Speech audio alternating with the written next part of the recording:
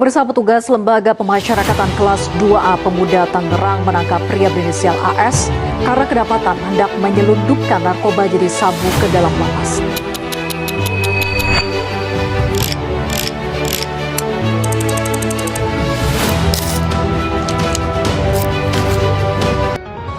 Assalamualaikum warahmatullahi wabarakatuh. Selamat siang.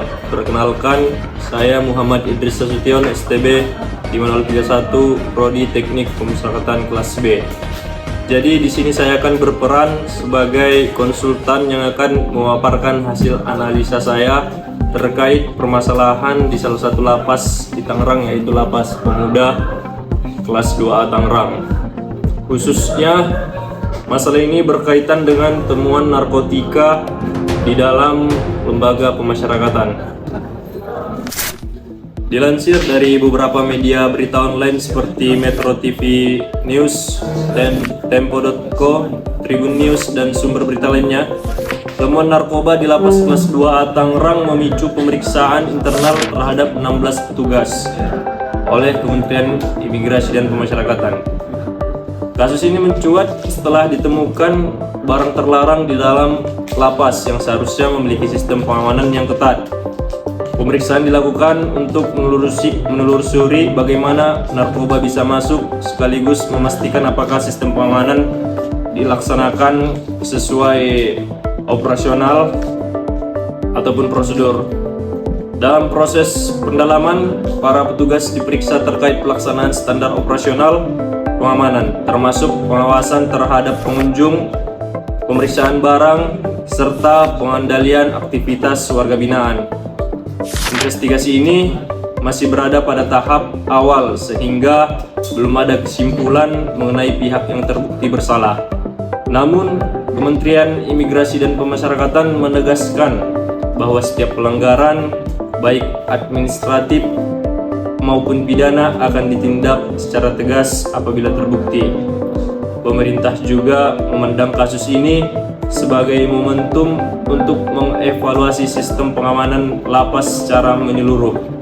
Perbaikan yang disoroti meliputi penguatan pengawasan internal, peningkatan disiplin petugas, serta pembenahan prosedur pemeriksaan agar celah masuknya narkoba seperti kasus ini tidak berulang kembali.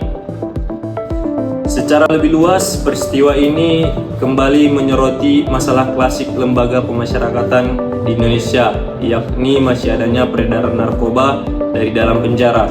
Kasus ini menunjukkan bahwa tantangan yang dihadapi bukan hanya persoalan individu, tetapi juga menyangkut penguatan sistem pengawasan dan integritas di lingkungan pemasyarakatan. Baik, langsung saja kita masuk ke bagian pertama, yaitu identifikasi masalah.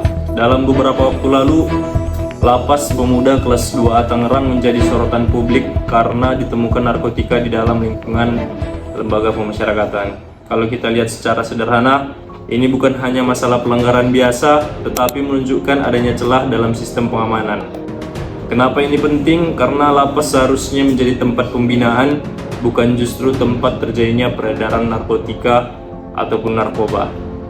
Dari analisis yang saya lakukan, ada beberapa kemungkinan jalur masuknya barang tersebut, antara lain melalui kunjungan, paket kiriman, maupun adanya dugaan keterlibatan oknum petugas.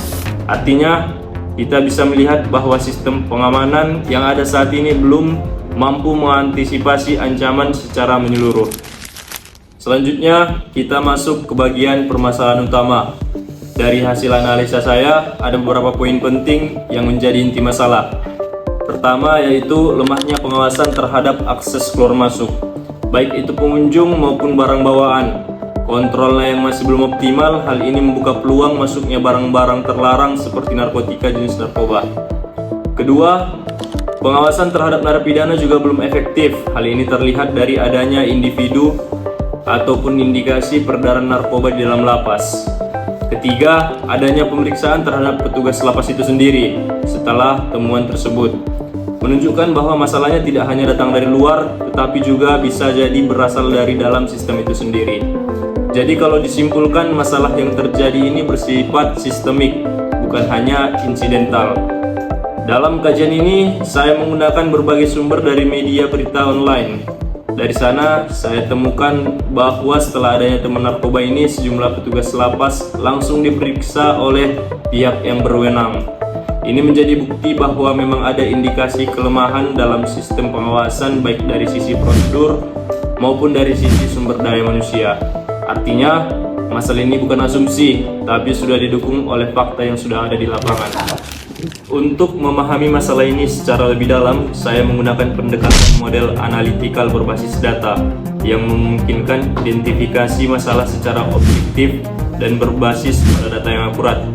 Pendekatan ini mengutamakan penggunaan data dan informasi yang dapat memberikan gambaran menyeluruh mengenai sistem pengamanan yang ada dan mengungkap masalah-masalah yang selama ini tidak terlihat dengan jelas. Model analitikal ini memfokuskan pada pengumpulan dan pemrosesan data secara sistematis agar dapat menghasilkan gambaran yang akurat tentang kondisi saat ini, serta memberikan pandangan yang jelas mengenai langkah-langkah yang perlu diambil untuk memperbaiki keadaan. Dari hasil diagnosis, ditemukan 3 akar masalah utama, antara lain yang pertama adalah lemahnya sistem pengamanan dan kurangnya perencanaan strategis. Sistem yang ada saat ini cenderung bersifat rekreatif, yaitu baru bertindak setelah masalah terjadi.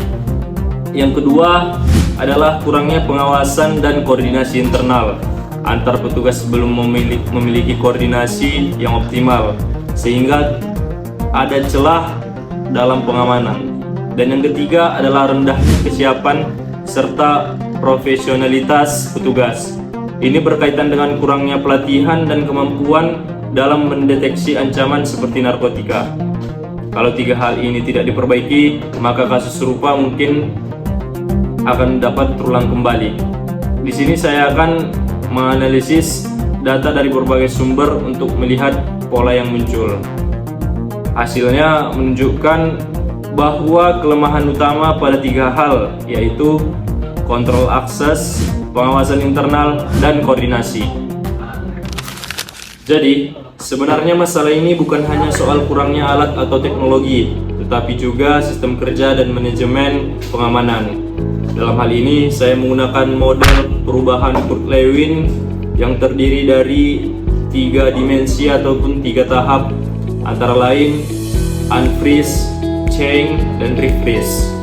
Saya pilih model ini karena sederhana tapi sangat efektif untuk sebuah perubahan organisasi ataupun transformasi organisasi.